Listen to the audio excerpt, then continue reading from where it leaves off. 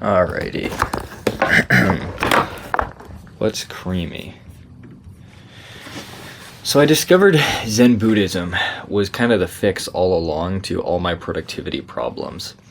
And I'm going to terribly butcher what Zen Buddhism even is because I'm just like starting out in my understanding of it. But basically, it's you shouldn't try to do anything for the sake of achieving like some goal and then that'll make you happy.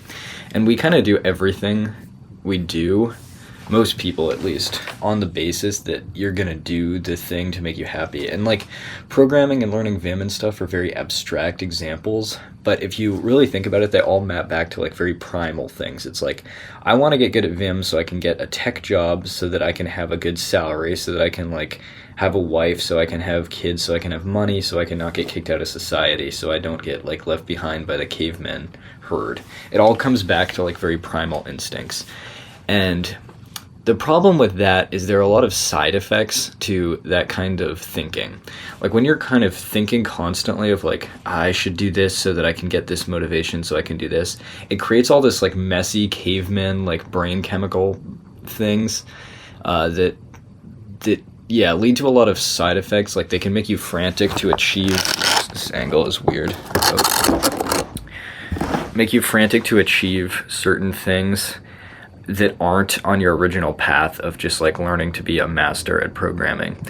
And what Zen kind of emphasizes is like the unending, infinite grind, basically. But it's like never about the achievement. It's not like, oh, I meditated and thought in this certain way for 300 days, now I'm enlightened. It's like there's never really an end to it. It's just like you keep infinitely practicing what you practice is like a few different little activities that are all kind of combined, but as far as I understand it, it's like practicing emptying your mind of these thoughts that are kind of tied to primal desire and just trying to be extremely present and like dismiss the desires to do certain things. The reason that's so powerful for productivity is when you're trying to read the Svelte docs or something, your brain is like constantly throwing you all these things like, oh, I should have said this to this person. I should have talked to this girl for XYZ reason. I should have done this for this reason. I should be learning this framework so I can get a better job so I can, and you see it's like all this like reasoning flooding your brain, and your brain is like following down all those thoughts and it's getting all like confused and it's making all these weird speculative decisions on like future dopamine rewards, where it's like if you could empty your mind of all of those primal desires, you could just be so much more focused because it's just you in the present reading the Svelte docs in like a vacuum. There is no, you're not like reading the Svelte docs so that you can make this, so that you can achieve something. Because if you get on this ladder of I'm doing this so I can do this more abstract thing, so I can do this more abstract thing, so I can get the primal reward, it's like you start kind of thinking like that about everything. That's how most people think about everything, I think. And you start just like cutting corners and being frantic about different things and trying to improve like 20 different things at once and jumping from activity to activity. Whereas if you can like finally just dismiss all that noise, it's like you can start to actually work on your goals and do like one thing and grind out one thing and become a master of it without jacking of all trades all over the place. And the thing is also, like, again, I should reiterate that, like, the practice of Zen isn't like, oh, I will adopt this one mindset. I will adopt the one mindset, dismiss my primal desires. Man, I'm done. I'm enlightened now. I can just work forever.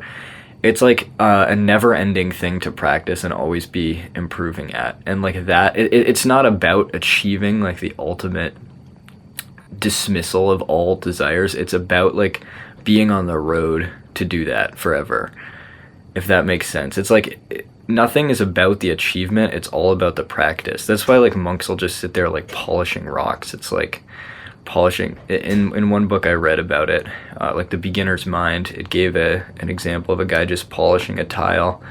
And yeah, that's why they do all this like kind of inane, well, I don't know. I think a lot of people in the West, I had this perception too, not to reduce everything to East and West, but that monks are just like in the woods kind of doing nothing and like sitting there kind of wasting their lives away. But they're not wasting their lives away. They're practicing like understanding their mind. Like they have like a practice that's like, it's hard to see the tangible results, but they have like pretty amazing understanding of the world and their place in it. But you don't have to make that your practice. You know, you can take the aspects of Zen, like the calmness, the freedom from desire, and then go and use those skills to do something else. Like your thing could be programming, or it could be whatever else you want it to. It's a lot less about like, it's just about the mindset of being in the moment and just practicing the thing for the sake of practice rather than the sake of achievement. And you'll go a lot farther if you're in that mindset. But it is quite hard to do, and I've just started on that journey, but I've discovered already that it's the answer to like all my overachievement mentality. Like my hyperdrive caveman, I need to be like the most secured person in the pack. It's a way to like control the thoughts that lead to behavior has gotten me far. It's gotten me very far to be like really competitive and want to beat everyone. But if I want to go really, really far, then it's now counterproductive because I'm running around trying to achieve more than everyone else, when in reality I just need to settle down and do the craft for the craft's sake. Because right now I'm just like running around, I'm all into social engineering, I'm talking to so many people, I'm extracting so much worldly wisdom from all these different characters. This is where the Buddhism came from too. My worldview is like just getting shattered every day by the different people I'm talking to. I have a call from some guy from Turkey, sorry, Jake, later today about he's like also a very smart guy in psychology and a bunch of other things, and he's like dealing with the consequences of living in a country that's not as free and open as the US. So it's like I'm really interested in just talking to all these people and getting perspectives I haven't before, but I also am conscious that my brain is just like in caveman like overdrive mode. Like holy shit, I've cracked the code. But it's like that, it's all fake. Like a lot of the thoughts you have are really, they kind of control you in ways you don't realize. And the power of Zen is if you can dismiss a lot of those thoughts, you're able to do what you logically want to and not what your emotional caveman circuitry is pushing you all over the place to do.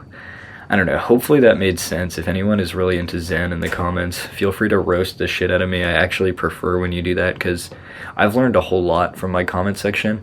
I've also learned recently, I was talking about social engineering and someone pointed out so wisely in my comments, it's like, bro, why are you talking to your audience like there's some silly viewer who like watches you but doesn't like already believe the effectiveness of this? And that was like, wow.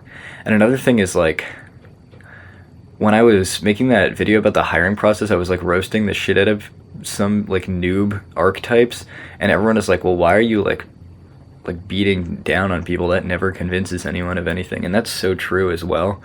Like that really doesn't do anything. And I think another power I'm just starting to see with the Zen mindset of dismissing like these unproductive thoughts is that my brain or my mind is just like so much more open to accepting other people's ideas than it was before. I had so much ego about all these like all this dogma being right and wrong, and now it's like I can recognize when it's my own ego trying to like defend some kind of I don't know. It seems like a lot of our mental circuitry has like evolved from survival instinct, and a lot of it is like not necessarily productive / you can totally like tap into and observe and control it.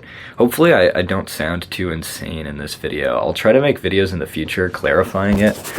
Now that I have the ability to focus, I'm reading this objective communication book, and I realized that I am probably, for some of you, a lot more easy to understand than like just reading a book or talking to like your grandparents, because I'm like the same age as you and I've had these realizations in similar circumstances. So you're like looking towards me as like a similar thing, which is totally fine. I think I think that's good. But just know that there's like many other people like me that have had similar revelations all over the place, and we don't necessarily have to be the same age or gender or culture or anything to accept those realizations as true. But yeah, I need to get better at communicating to a wider range of people, not just the people that are similar to me. So that's why I'm going to read this. This is from my mentor, Sumit.